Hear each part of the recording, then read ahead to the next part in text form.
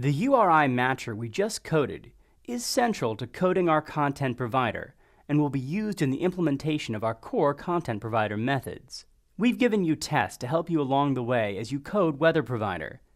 Since several of these tests have been repurposed from the database tests you helped write, you may want to look at how the content provider calls replace the SQLite database calls in tests such as test location table and test weather table.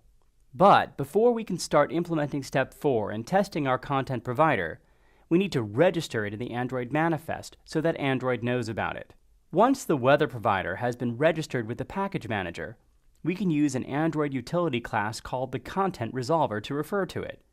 The Content Resolver locates our class using the content authority and makes direct calls to the weather provider on our behalf.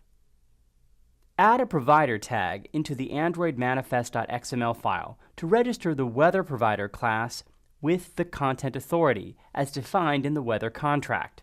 Note that the two fields you need to populate in the provider tag are Android:name and Android:authority.